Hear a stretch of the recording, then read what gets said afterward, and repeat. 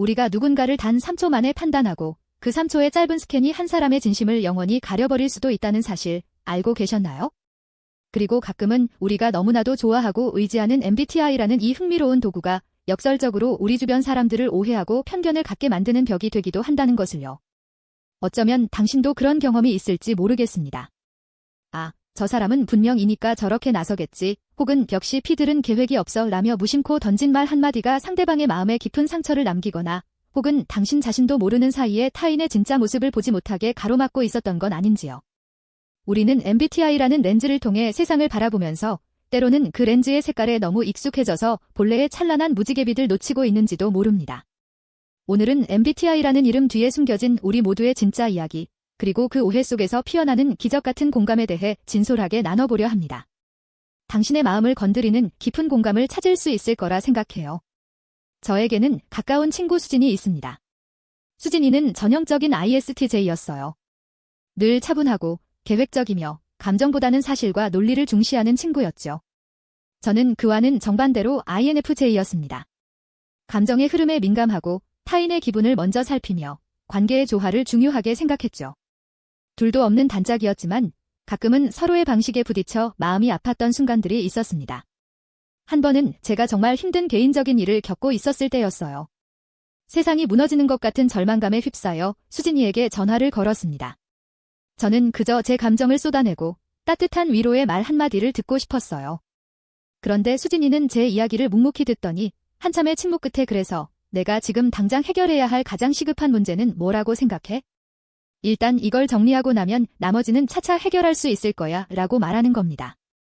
그 순간 제 마음속에서는 엄청난 서운함과 함께 역시 수진이는 내 감정을 이해하지 못하는구나, ISTJ는 공감 능력이 부족해 라는 생각이 파도처럼 밀려왔어요.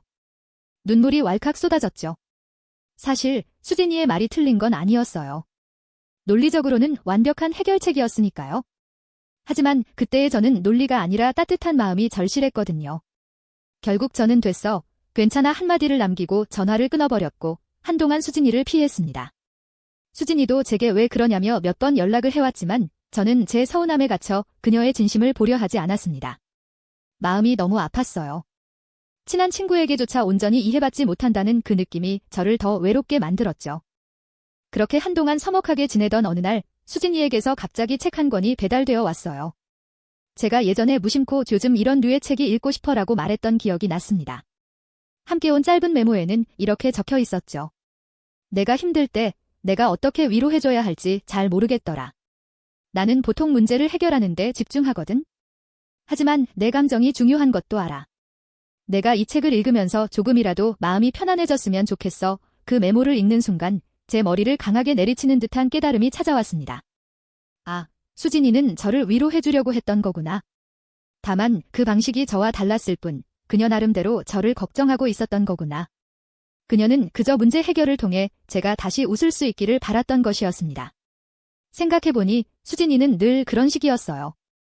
제가 어떤 불만을 이야기하면 그녀는 늘 그 불만의 원인을 찾고 해결책을 제시하는데 몰두했죠. 저는 그걸 차가운 논리라고 치부했지만 사실 그것은 그녀가 세상을 사랑하고 문제를 해결하는 방식이었던 겁니다. 그녀에게는 감정적인 공감만큼이나 실질적인 도움이 중요했던 거예요. 어쩌면 제가 그녀를 ISTJ라는 틀에 가두고 그녀의 따뜻한 의도를 보지 못했던 건 아닌가 하는 생각이 들었습니다. 그녀가 저에게 건넨 해결책은 그녀가 줄 수 있는 최고의 위로였을지도 모른다고요. 우리가 MBTI를 통해 서로의 성향을 알게 되는 것은 분명 좋은 일입니다. 하지만 그 성향이 전부가 아니라는 것을, 아니, 오히려 그 성향 뒤에 숨겨진 더 깊은 마음과 노력을 들여다봐야 한다는 것을 그때 깨달았습니다. 사람들은 단순히 네 글자 유형으로 정의될 수 없는 훨씬 더 복잡하고 다채로운 존재들이니까요. 그날 이후 저는 수진이에게 진심으로 미안하다고 사과했습니다. 그리고 제 감정 표현 방식에 대해서도 이야기했죠. 수진아, 내가 나를 걱정하는 마음은 정말 고마워. 그런데 내가 힘들 때는 가끔은 그냥 내 이야기를 들어주고 힘들었겠구나 한마디만 해줘도 충분해. 해결책은 나중에 같이 찾아봐도 괜찮으니까. 수진이는 제 말을 듣고 잠시 생각하더니 눈을 지그시 감고 고개를 끄덕였습니다. 그리고는 아주 조심스럽게 말했어요. 응, 알겠어. 내가 원하는 방식대로 해줄게. 나도 내가 어떤 상황에서 정말 위로받는지 몰라서 답답할 때가 있었어. 그 대화는 우리 둘 사이에 오랜 벽을 허무는 순간이었습니다. 그때부터 우리는 서로의 MBTI를 더 깊이 이해하는 것을 넘어 어떻게 해야 서로를 더 잘 사랑하고 배려할 수 있을까에 대해 고민하게 되었어요.